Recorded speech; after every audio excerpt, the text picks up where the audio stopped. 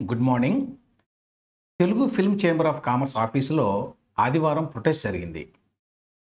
ఈ సందర్భంగా senior journalist పాశం యాదగిరి గారు ఆంధ్ర సినిమా వాళ్ళకి చాలా హెచ్చరికలు చేశాడు. ఎందుకు, ఏంటి తెలుసుకుందాం. లిక్కర్ స్కామ్లో వచ్చిన కోట్ల రూపాయలతోటి ఎంతమంది ఎలా జల్సాలు చేశారో కొన్ని వివరాలు బయటకు వచ్చినాయి. అవేంటో చూద్దాం. బీహార్ ఓటర్ల రివిజన్ లిస్ట్ డ్రాఫ్ట్లో తన పేరు లేదు అని ఆర్జేడీ నాయకుడు తేజస్వి యాదవ్ ఒక ప్రకటన చేశాడు. దాని మీద ఎన్నికల సంఘం ఆయనకి నోటీస్ ఇచ్చింది. ఎందుకో చెప్తాను. పెహల్గాంలో దాడి చేసిన టెర్రరిస్టులు పాకిస్తానీలు అని చెప్పడానికి ఆధారాలు దొరికినాయి. ఏంటవి తెలుసుకుందాం. ఆగస్టు 4, 2025 నాటి ఈ వార్తా విశేషాలని, వాటి విశ్లేషణని అందిస్తాను. ఈ వీడియో కింద డిస్క్రిప్షన్లో టైం స్టాంప్స్ ఉన్నాయి. కావాల్సిన టాపిక్లోకి నేరుగా వెళ్ళిపోవచ్చు. ఇక వివరాల్లోకి వెళదాం. హైదరాబాద్లో ఆదివారం నాడు Telugu film chamber of commerce వద్ద ఉద్రిక్తత నెలకొన్నది. ఎందుకు అంటే senior journalist, well known journalist అయిన హైదరాబాద్లో పాశం యాదగిరి ఆయన ఆధ్వర్యంలో కొంతమంది తెలంగాణ కార్యకర్తలు ఈ Telugu film chamber of commerce ఆఫీస్కి వెళ్ళి ఫిల్మ్ నగర్లో ఉంది ఇది, అక్కడ తీవ్రమైన నిరసన వ్యక్తం చేశారు. ఏమిటి వాళ్ళ ఇష్యూ అంటే, మెయిన్ ఇష్యూ సినీ పరిశ్రమలో తెలంగాణ నటీనటులు కావచ్చు, టెక్నీషియన్లు కావచ్చు, వాళ్ళ పట్ల వివక్ష చూపుతున్నారు అనేది. మెయిన్గా వాళ్ళ పాయింట్ ఏమిటంటే, పైడిపాటి జయరాజ్ అని ఉన్నాడు. ఆయన తెలంగాణ ప్రాంతానికి చెందినవాడు. చాలామందికి తెలియదు, చెప్తాను ఆయన గురించి. ఆయన ఫోటో ఇక్కడ ప్రామినెంట్గా లేదు Telugu film chamber of commerce ఆఫీసులో. అదేవిధంగా మిగతా వాళ్ళవి లేవు. సి నారాయణ రెడ్డి లేదు, అది లేదు, ఇది లేదని ఇంకా కొంతమంది ఉన్నారు కదా. యాక్చువల్గా ఇందులో ఉన్నాయి. జయరాజ్ ఫోటో కూడా ఉన్నది, కానీ చిన్న ఫోటో ఉన్నదట. బేసికల్లీ ఇది కారణం వాళ్ళు ప్రొటెస్ట్ చేయడానికి. సడన్గా ఇప్పుడు ఎందుకు ఈ అంశం ఫోకస్లోకి వచ్చిందో తెలియదు. వెళ్ళినప్పుడు పాశం యాదగిరి గారు మాట్లాడిన మాటలు కొంచెం విచిత్రంగా, ఆశ్చర్యకరంగా ఉన్నాయి. పాశం యాదగిరి గారు సీనియర్ జర్నలిస్ట్ మాత్రమే కాదు, యాక్చువల్గా నాకు తెలిసిన మేరకు చాలా నాలెడ్జబుల్ జర్నలిస్ట్లో ఒకడాయన. చాలా తక్కువ మందికి ఆయనకున్నంత అవగాహన ఉంది చరిత్ర పట్ల. మరీ ముఖ్యంగా హైదరాబాద్ చరిత్ర, తెలంగాణ చరిత్ర, వాటి పట్ల ఎక్కువ ఉన్నది. ఆంధ్ర చరిత్ర గురించి కూడా కొంత అవగాహన ఉంది. అయితే ఆయనకి కొంచెం బ్యాలెన్స్ తక్కువ ఉంటుంది. అది ఆయన మాటల్లో కనిపిస్తుంది. ఎనార్మస్ నాలెడ్జ్ ఉన్నప్పటికీ ఆయన వ్యక్తీకరణలో ఒక్కొక్కసారి ఒక్కొక్క రకంగా ఉంటుంది అది. ఈ సందర్భంలో ఆయన తెలంగాణ కళాకారుల ఫోటోలు లేవు అనేటువంటి ఒక ఇష్యూ ఉందనుకోండి. ఆ ఇష్యూని హైలైట్ చేయాలంటే తెలుగు ఫిల్మ్ చేంబర్ ఆఫ్ కామర్స్కి వెళ్ళి అక్కడ వీళ్ళందరూ ఫోటోలు చాలా పెద్దగా లేవు అని నిరసన తెలపటం వల్ల ప్రయోజనం ఉంటుందా? ఈ సందర్భంగా ఆయన చాలా మాటలు మాట్లాడాడు. ఎట్లాంటి మాటలు అంటే, ఈ తెలుగు సినిమా అంతా చెత్త, బూత్ సినిమాలు తీస్తారు, అంత ప్రాంతీయతత్వం, కులతత్వం, ఇంకా ఒక స్టెప్ ముందుకెళ్ళి అసలు ఈ సినిమాకి సెన్సార్ సర్టిఫికెట్లు ఎందుకు ఇస్తున్నారు మీరు అని సెన్సార్ వాళ్ళని తిట్టాడు. తర్వాత వీళ్ళందరూ కూడా చంద్రబాబు నాయుడు ఏజెంట్లు అన్నాడు. ఇక్కడ ప్రాంతీయ దోపిడీ జరుగుతోంది అన్నాడు. సినిమా వాళ్ళు ఏం దోపిడీ చేస్తారు, ఎవరిని దోపిడీ చేస్తారు? సినిమా ఇండస్ట్రీ ఒక private industry. Telugu film chamber of commerce అనేది కొద్దిమంది పెట్టుకున్నది. అందులో పైడి జయరాజ్కి మరొకరికి ప్రాధాన్యత ఉండాలా ఉండొద్దా అనేది ఒక ఇష్యూ. అది పక్కన పెడితే ఒక ప్రైవేట్ సంస్థ అయినటువంటి తెలుగు ఫిల్మ్ చేంబర్ ఆఫ్ కామర్స్లో సరిగ్గా లేకపోతే ఓకే, విమర్శించవచ్చు, దాన్ని తప్పు లేదు. దాని మీదకెళ్ళి బలవంతంగా వాళ్ళ చేత పెట్టించాల్సిన అవసరం లేదు. ఎందుకంటే ఇప్పుడు ఆల్రెడీ తెలంగాణ ప్రత్యేక రాష్ట్రం ఏర్పడిన తర్వాత తెలంగాణ పేరు మీద బోల్డ్ అని సంస్థలు వచ్చినాయి ఫిల్మ్ ఇండస్ట్రీకి సంబంధించి కూడా. వాళ్ళు చక్కగా పైడిపాటి జయరాజ్ గారిది, మిగతా వాళ్ళది పెద్ద పెద్ద ఫొటోస్ పెట్టుకోవచ్చు. ఆంధ్ర వాళ్ళ ఫోటో అసలు లేకుండా చేసుకోవచ్చు. అడిగేవాళ్ళు ఎవరో లేరు. It's a private initiative. కాకపోతే సినిమా ఇండస్ట్రీ అనేది చాలా సాఫ్ట్ టార్గెట్. తెలంగాణ ఉద్యమం మొదలైనప్పటి నుంచి కూడా అది చాలా సాఫ్ట్ టార్గెట్. వాళ్ళు నిస్సహాయులు, ఏమి చేయలేరు కదా! వాళ్ళలో లోపాలు లేవని కాదు, వాళ్ళు చెత్త సినిమాలు తీయరని కాదు, బూతు సినిమాలు తీయరని కాదు. ఇక్కడ పాయింట్ ఏమిటంటే ఏ సినిమా ఇండస్ట్రీ అయినా సరే చెత్త సినిమాలు, బూతు సినిమాలు తీస్తుంది. అంటే తమిళ సినిమా బ్రహ్మాండంగా ఉంది, హిందీ సినిమా అద్భుతంగా ఉంది అని ఎవరు చెప్పలేరు కదా! అన్ని చోట్ల అన్నీ ఉంటాయి. సినిమా ఇండస్ట్రీ ఎట్లా ఉండాలి, మంచి సినిమాలు ఎలా ఉండాలి అనేటువంటి డిస్కషన్ వేరు. వీటన్నిటికి కారణం ఆంధ్ర సినిమా వాళ్ళు అని అనడం వేరు. మొదటి నుంచి ఇది ఒక ప్రాబ్లం ఉంది. అదేంటంటే తెలంగాణ ఉద్యమం వచ్చినప్పుడు కూడా తెలంగాణలో అనేక సమస్యలు ఉంటాయి, ప్రతి చోట ఉన్నట్టే. కానీ ఆ సమస్యలన్నిటికీ మూలం ఎవరు ఆంధ్ర వాళ్ళు వచ్చి విపరీతంగా దోపిడీ చేసేశారు. తెలంగాణ ప్రత్యేక రాష్ట్రం ఏర్పడినా ఏర్పడకపోయినా ఇప్పుడు ఏర్పడిన తర్వాత కూడా ఇండస్ట్రీ పెట్టేవాళ్ళు, ఎకానమీలో కీలక పాత్ర పోషించేవాళ్ళు వేరే రాష్ట్రాల వాళ్ళు ఉంటారు. హైదరాబాదులో చాలామంది నార్త్ ఇండియన్స్ చాలా పెద్ద బిజినెస్ పీపుల్ ఉన్నారు. అదేవిధంగా మార్వాడీలు పెద్ద ఎత్తున బిజినెస్ చేస్తారు హైదరాబాద్లో. అందులో ఏమైనా మార్పు వచ్చిందా? ఏమీ మార్పు రాదు. తెలంగాణ ఉద్యమం పేరుతోటి, తెలంగాణ ఆత్మగౌరవం పేరుతోటి ప్రత్యేక రాష్ట్రం తీసుకొచ్చిన కేసీఆర్ కూడా చివరికి తెలంగాణ రాష్ట్రంలో కాదు, అసలు దేశంలోనే one of the biggest projects 1,20,000 కోట్ల రూపాయల ప్రాజెక్ట్ని ఎవరికి ఇచ్చాడు? మేఘా ఇంజనీరింగ్ అనే కంపెనీకి ఇచ్చాడు. కాబట్టి వాటిని ఎవరూ మార్చలేరు. వాటికి ప్రాంతీయ తత్వంతో సంబంధం లేదు. సంబంధం లేని విషయాల్లో ప్రాంతీయ తత్వాన్ని జోడించడం అనేది రాజకీయ నాయకులు చేస్తారు. పాశం యాదగిరి గారు కూడా అట్లా మాట్లాడడం అది అన్ఫార్చునేట్. దానికి తోడు చంద్రబాబును ఇరికించడం. చంద్రబాబు నాయుడికి ఇక్కడ ఉండేటువంటి సినిమా వాళ్ళకి ఏమి సంబంధం అసలు? ఇక్కడ ఉండేటువంటి సురేష్ బాబు, అల్లు అరవిందో, మరొకళ్ళు ఎవరైతే మీరు పెద్ద ప్రొడ్యూసర్లు, పెద్ద హీరోలు అనుకుంటారో వాళ్ళంతా హైదరాబాదు వాసులు. వాళ్ళు హైదరాబాదునే ప్రేమిస్తారు. వాళ్ళకి ఆంధ్రాతో ఏ రకమైన సంబంధం లేదు. అక్కడ పిచ్చి అభిమానులు ఉండటం, సినిమా థియేటర్లు ఉండటం, వాటి ద్వారా ఆదాయం రావడం తప్ప.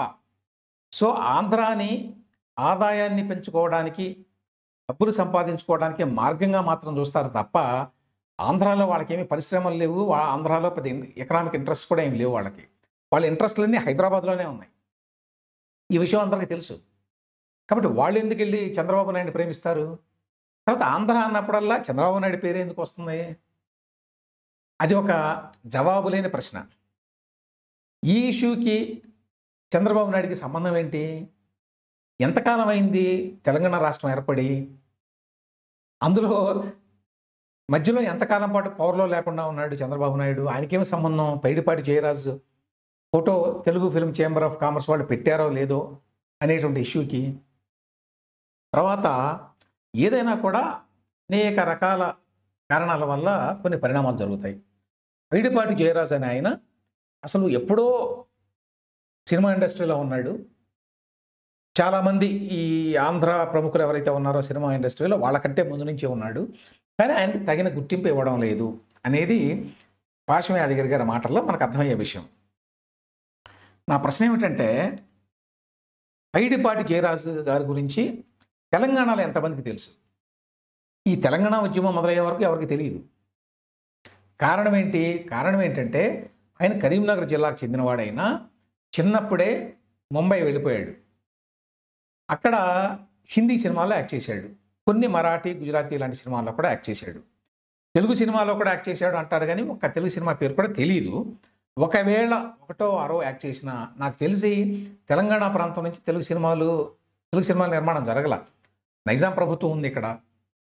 కొంత ఆ డెక్కనీ ఫిల్మ్ మేకింగ్ అని కొంత ఏదో ప్రయత్నం జరిగింది అప్పట్లో, ఉర్దూలో వాటిలో సినిమాలు తీయడానికి. తెలుగులో సినిమాలు తీయడానికి తగిన వాతావరణం లేదు అప్పుడు నైజాం ప్రాంతంలో. అయితే ఆయన హిందీ సినిమా నటుడిగా కొంత గుర్తింపు పొందాడు అప్పట్లోనే. చాలా సినిమాల్లో నటించాడు, పెద్ద పెద్ద వాళ్ళతో నటించాడు. శాంతారాము, అశోక్ కుమారు, పృథ్వీరాజ్ కపూరు ఇట్లాంటి వాళ్ళతోటి. అందువల్లనే ఆయనకి గుర్తింపు కూడా వచ్చింది. 1980లోనే ఆయనకి దాదాసాహెబ్ ఫాల్కే అవార్డు కూడా ఇచ్చారు. ఇదంతా బాగానే ఉంది. అటువంటి వ్యక్తిని గుర్తించి ఆయనకు కూడా తగిన స్థానాన్ని కల్పించాల్సిన బాధ్యత తెలంగాణ ఫిల్మ్ ఛాంబర్ ఆఫ్ కామర్స్లో మీద కూడా ఉంటుంది. ఆ విషయంలో వాళ్ళ లోపం కూడా ఉంది. అంటే ఆయన ఫోటో ఏదో పెట్టారు కానీ తగినంత ప్రామినెంట్గా పెట్టలేదు అనేది ఇష్యూ ఇక్కడ. అయితే తెలంగాణ వాళ్ళకి కానీ ఆంధ్ర వాళ్ళకి కానీ తెలుగు వాళ్ళకి ఇన్ జనరల్ ఎక్కువ తెలియపోవడానికి కారణం ఏంటంటే ఆయన మరి రాష్ట్రేతరుడిగా ఉండటం వల్ల, తెలుగు కాకుండా వేరే భాషలో నటించటం వల్ల, తర్వాత ఆయన జీవిత చరమాంకంలో కూడా ముంబైలోనే ఉండిపోవడం వల్ల ఇక్కడ ఎవరికి తెలియదు. ఆయన ఒక పంజాబీ మహిళని పెళ్లి చేసుకున్నాడు. ఆయన పిల్లల పేర్లు అన్నీ కూడా నార్త్ ఇండియన్ పేర్లే ఉంటాయి. వాళ్ళంతా అక్కడే ఉన్నారు, ఎవరు కూడా ఇటువైపు రాలేదు. మరి అందువల్ల సహజంగా కొంత తెలియకపోవచ్చు. తెలియకపోవడానికి తగిన కారణాలు ఉన్నాయి. పైడిపాటి జయరాజు గారి కాంట్రిబ్యూషన్ ఏమిటి అనేది. ఆయన కాంట్రిబ్యూషన్ తెలుగు సినిమాకు కాదు, అది కూడా గుర్తుంచుకోవాలి మనం. తెలంగాణ ప్రాంతం నుంచి లేక తెలుగు ప్రాంతం నుంచి మరి బయట అప్పుడు షోలాపూరు, ముంబై ఇట్లాంటి చోట్లే సినిమాలు నిర్మించేవాళ్ళు. అక్కడికి వెళ్ళి అక్కడ పెద్ద పెద్ద నటులతో సమానంగా నటించాడు, గుర్తింపు పొందాడు అనేది క్రెడిటబుల్. అయితే అది తెలుగు సినిమాకి నేరుగా కనెక్షన్ లేదు. అందువల్ల ఆయనకు తగినంత గుర్తింపు లేని మాట, రాని మాట వాస్తవం. అంత మాత్రం చేత దాన్ని ఆంధ్ర వాళ్ళకి అంటగట్టి అవకాశం దొరికింది కదా అని చెప్పి బండబూతులు తిట్టొచ్చా? చాలా చాలా మాట్లాడాడు ఆయన.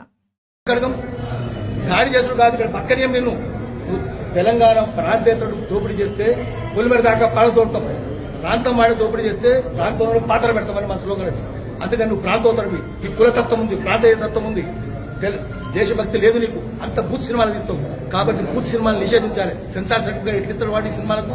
అన్ని బూతే కదా సినిమాల్లో. అందుకని ఆఖరికి బెల్లెలతో ఎక్కించుకుంటూ సినిమాలు తీయాలని చూసి అప్పుడు ఆందోళన జరిగితే ఆగిపోయాడు వాడు.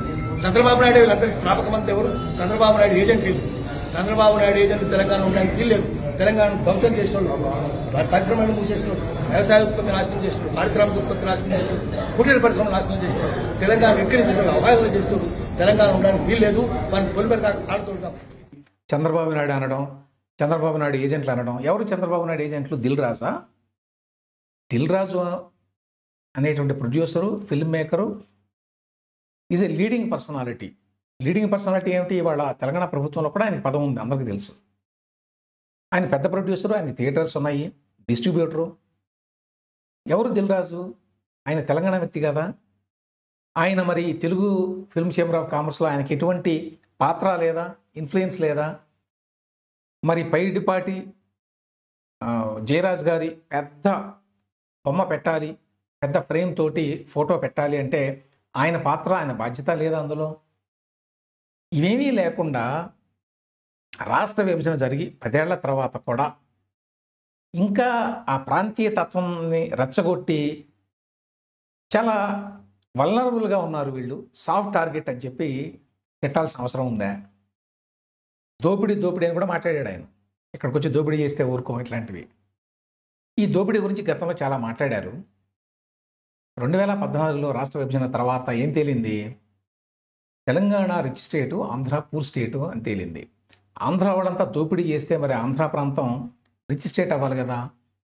ఇవాళ మొత్తం దక్షిణాదిలో లోయెస్ట్ పర్ క్యాపిటా ఇన్కమ్ ఉన్నది ఆంధ్రప్రదేశ్లో, హయ్యెస్ట్ పర్ క్యాపిటా ఇన్కమ్ ఉన్నది దేశంలోనే తెలంగాణ ముందుంది. దేశంలోనే, దక్షిణాదిలో మాత్రమే కాదు. 2014 నాటికే ఈ పరిస్థితి ఉన్నది. అంటే 2014లో కేసీఆర్ వచ్చి సడన్గా ఎకనామిక్ డెవలప్మెంట్ చేశాడు, అందువల్ల పెరిగింది అనుకోవడానికి లేదు. నిజానికి తర్వాత అప్పులు పెరిగినాయి, అది వేరే విషయం. కానీ 2014 నాటికే, రాష్ట్ర విభజన నాటికే Telangana was recognized as one of the richest states in India. అదే సమయంలో Andhra Pradesh one of the poorer states in India అని కూడా గుర్తించారు అందరూ. మీరు చేసేటువంటి ఈ వైల్డ్ ఎలిగేషన్స్ నిజమైతే ఆ విధంగా అంత పూర్గా రాష్ట్రం ఎందుకు ఉంది? ఎందుకు పర్ క్యాపిటా ఇన్కమ్, తలసరి ఆదాయం అంత తక్కువగా ఉంది దక్షిణాదిలోనే? కాబట్టి ఇంతకాలం తర్వాత అయినా వీటి గురించి మాట్లాడడం మానేయాలి. ఒకటను పాశం యాదగిరి లాంటి సీనియర్ జర్నలిస్టులు, ఎంతో కొంత అవగాహన ఉన్న వ్యక్తి, వాళ్ళు కూడా ఎందుకో బ్యాలెన్స్ తప్పి ఇట్లా మాట్లాడడం అనేది కొంచెం డిసప్పాయింటింగ్గా ఉంటుంది. ఇప్పుడే నేను ఆంధ్రప్రదేశ్ పేద రాష్ట్రం అని చెప్పాను, తెలంగాణ అనేమో ధనిక రాష్ట్రం అని చెప్పాను. ఆంధ్రప్రదేశ్ పేద రాష్ట్రం అయినా, తెలంగాణ ధనిక రాష్ట్రం అయినా కూడా ఆ రాష్ట్రాల్లో ప్రజల్లో ఎక్కువ మంది పూర్గానే ఉన్నారు. దానికి కారణం ఏంటంటే రెండు రాష్ట్రాల్లో కూడా కొద్ది మంది, a few thousands of people, వాళ్ళు అధికారాన్ని అడ్డం పెట్టుకొని ప్రభుత్వాన్ని తమకు అనుకూలంగా మలుచుకొని వందలాది కోట్లు at the expense of the other people in they state సంపాదించారు. ఊరికినే డబ్బులు సంపాదించేశారు. ఆంధ్రాలో కూడా అంతే. ఈ లిక్కర్ కేసు తీసుకోండి, లిక్కర్ కేసులో పిచ్చి పిచ్చిగా డబ్బులు వచ్చేసినాయి. ఆ విధంగా జనరేట్ చేశారు ఇల్లీగల్ మనీని. అందుకనే మనకి ఆ నోట్ల కట్టల వీడియోలు చూస్తే నోరు వెళ్ళబెట్టాల్సిందే. ఏంటి ఆ నోట్ల కట్టలు? అవి ఎవరివన్నా కానివ్వండి, ఓకే లిక్కర్ కేసులో కావు, లిక్కర్ స్కామ్లో అవి కావు అవి అనే అనుకున్నా కూడా ఎక్కడి నుంచి వచ్చినాయి ఆ డబ్బు అంతా? అసలు కష్టపడి సంపాదించే వాళ్ళు ఎవరు ఆ నోట్ల కట్టల రూపంలో డబ్బులు పెట్టుకోరు, గుర్తుంచుకోండి. పెద్ద పెద్ద ఇండస్ట్రీస్, నిజమైన జెన్యూన్ వ్యాపారాల్లో ఉండేవాళ్ళు ఎవరికి కూడా నోట్ల కట్టలు ఉండవు ఆ విధంగా. అవన్నీ వ్యాపారంలో ఉంటాయి. నోట్ల కట్టలు అలా ఉన్నాయంటే అది ఖచ్చితంగా అవినీతి సొమ్ము. ఈ లిక్కర్ స్కామ్లో ఈ వెంకటేష్ నాయుడు అనే అతని పేరు వచ్చింది. అతను కొన్ని మరి నోట్ల కట్టలు 35 కోట్లు అంటున్నారు.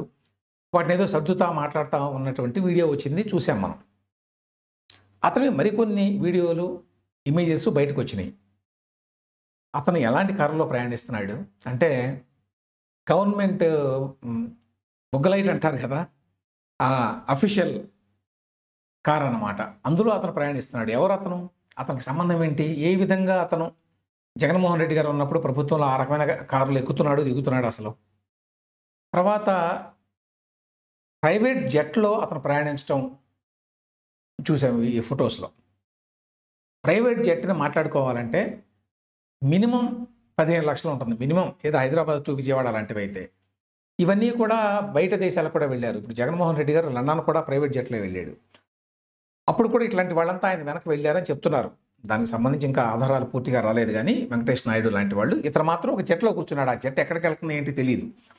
ఒక చోట అయితే ఆయన పక్కన జెట్లో పెద్ద సీట్స్ ఉంటాయి, రాయల్ సీట్స్.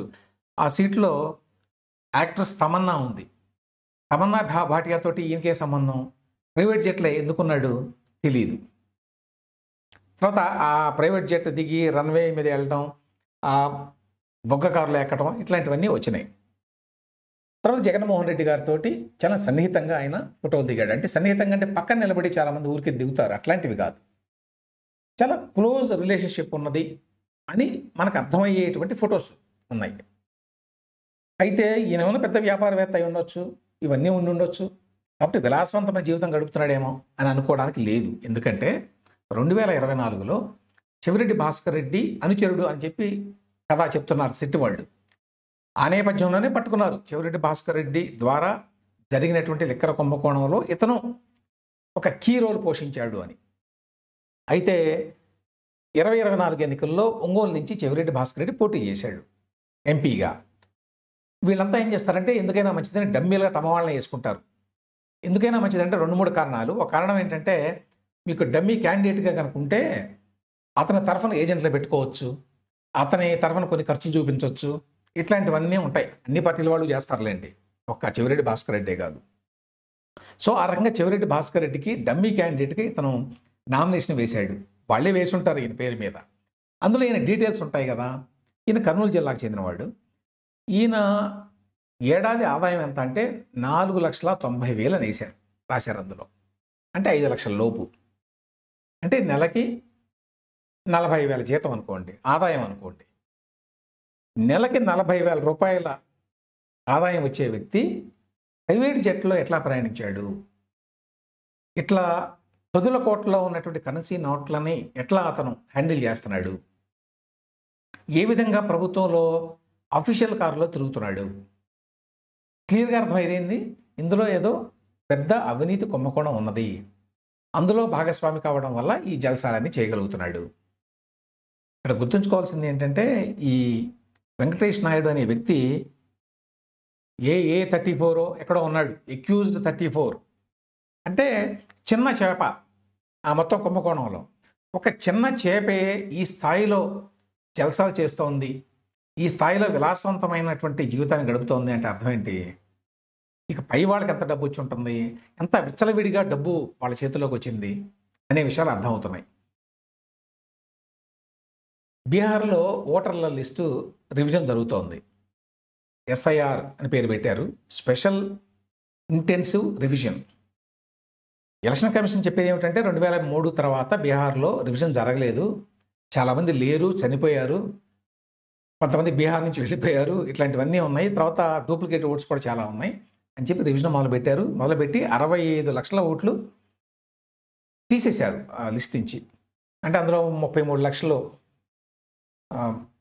చనిపోయారని, లేక అడ్రస్ మారిందని, లేకపోతే రాష్ట్రం వెలుపలికి వెళ్ళిపోయారని, డూప్లికేట్ ఓట్లని, ఈ కారణాలతోటి 65 లక్షల ఓట్లను తీసేశారు. దీని మీద ఇండియా బ్లాక్ పార్టీలు, మరీ ముఖ్యంగా కాంగ్రెస్ పార్టీ రాహుల్ గాంధీ పెద్ద ఎత్తున విమర్శలు చేస్తున్నాడు. ఆయనతో పాటుగా బీహార్లో opposition party RJD, Rashtriya Janata Dal కూడా పెద్ద ఎత్తున గొడవ చేస్తోంది. ఆ పార్టీ నాయకుడు తేజస్వి యాదవ్, ఈయన లాలూ ప్రసాద్ యాదవ్ కొడుకు. ఈయన మొన్న వీళ్ళు ఆ డ్రాఫ్ట్ రోల్స్ బయటికి రిలీజ్ చేయగానే, అంటే రిలీజ్ చేసి ఇందులో ఏమైనా లోపాలు ఉంటే, మీకేమైనా కంప్లైంట్స్ ఉంటే పెట్టుకోండి సెప్టెంబర్ 30 వరకు అని టైం ఇచ్చింది ఎన్నికల కమిషన్. కాబట్టి ఎవరిదైనా ఒకవేళ పేరు లేకపోతే వాళ్ళు మళ్ళీ క్లెయిమ్ చేసుకోవచ్చు, అవకాశం ఉంది. అది పక్కన పెడితే తేజస్వి యాదవ్ ఏం చేశాడంటే ఒక ప్రెస్ మీట్లో ఒక కార్డు చూపించి, కొత్తగా రిలీజ్ చేసింది ఎన్నికల సంఘం వాళ్ళు ఈ రివైజ్డ్ లిస్ట్ని, అందులో నా పేరే లేదు చూడండి, ఇది నా కార్డు, ఇది కొడితే ఎక్కడా లేదు, దీన్ని బట్టి ఎంత గందరగోళంగా జరిగింది అనే విషయాన్ని అర్థం చేసుకోవచ్చు. ఇప్పుడు దీన్ని బట్టి నేను ఎన్నికల్లో పోటీ చేయడానికి కూడా వీల్లేదు రేపు బీహార్ అసెంబ్లీ ఎన్నికల్లో అని ఇవన్నీ చెప్పాడు. అంటే ఎన్నికల కమిషన్ చేపట్టినటువంటి ఈ ఎన్నికల జాబితా రివిజన్ ఎక్సర్సైజ్ అంతా కూడా దానికి లెజిటమసీ లేదు, క్రెడిబిలిటీ లేదు అని చెప్పేటువంటి ప్రయత్నం అది.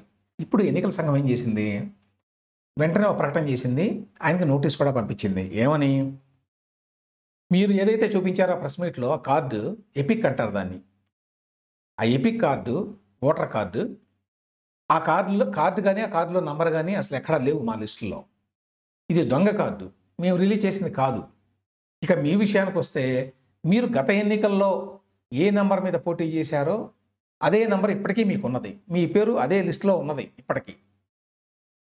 ఏమని చెప్పారంటే, పోలింగ్ స్టేషన్ 204లో పాట్నాలో ఎపిక్ నంబర్ RAB 0456228, అది మీ నంబరు.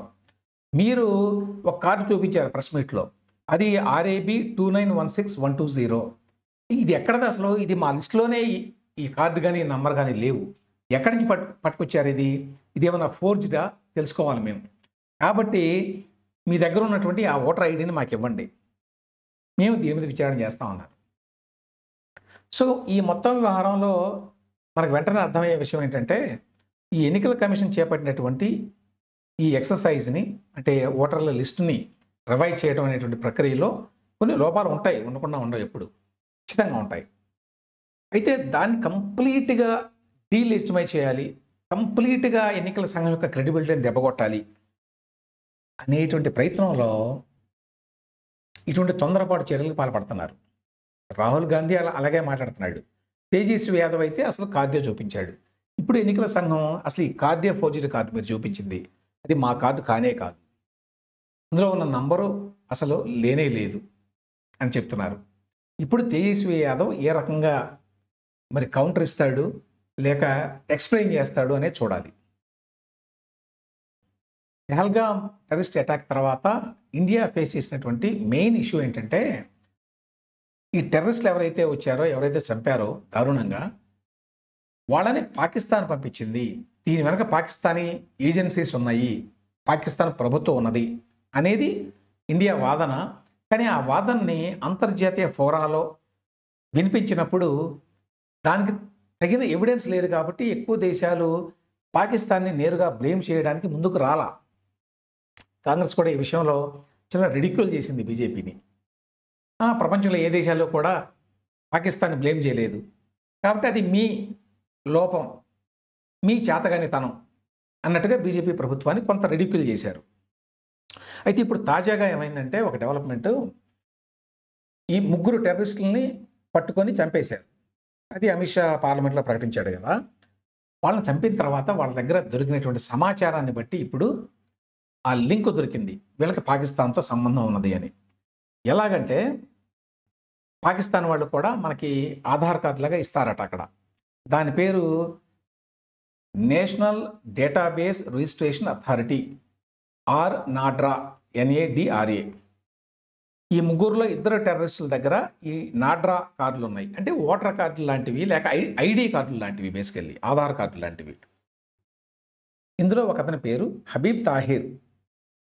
ఇతను పాకిస్తాన్ ఆక్యుపైడ్ కాశ్మీర్లో ఖైగాలా అనేటువంటి ప్రాంతానికి చెందినవాడని అందులో ఉంది, డీటెయిల్స్ ఉన్నాయి. అలాగే సెకండ్ కార్డు బిలాల్ అఫ్జల్ అనే అతనిదట. అందులో కూడా పాకిస్తాన్ గవర్నమెంట్ ఇచ్చినటువంటి ID కార్డు ఉన్నది. ఈ 2 ID కార్డులు దొరకటం అనేది చిన్న విషయం కాదు. ఎందుకంటే ఇప్పుడు ప్రపంచం ముందు ఈ 2 కార్డుల్ని చూపించి పాకిస్తాన్ దీని వెనక ఉన్నది అని చెప్పి గట్టిగా వాదించడానికి భారతదేశానికి అవకాశం దొరుకుతుంది. ఇప్పటిదాకా ఉన్న సమస్య ఏమిటంటే, పెహల్గాంలో టెర్రరిస్ట్ అటాక్ అయింది, బాగానే ఉంది, ఎవరో దుండగులు చేశారు, కానీ పాకిస్తాన్కి నేరుగా సంబంధం ఉందని ఎట్లా చెప్తారు మీరు అనేటువంటి ప్రశ్న. అది కాంగ్రెస్ పార్టీ వేయొచ్చు ఇక్కడ దేశంలో, బయట దేశాల్లో కూడా చాలామంది అడిగే ప్రశ్న అది. ఆ ఎవిడెన్స్ లేకుండా మేము ఎట్లా ఖండిస్తాం పాకిస్తాన్ని అని వాళ్ళు చెప్తూ వస్తున్నారు ఇంతకాలం పాటు. ఇప్పుడు ఈ 2 వీటితో పాటు ఇంకా చాలా దొరికినాయిలేండి, అదొకటే కాదు, కానీ అది మెయిన్. ఈ రకంగా పాకిస్తానీ IDs దొరకటం అనేది చాలా కీలకమైన డెవలప్మెంట్.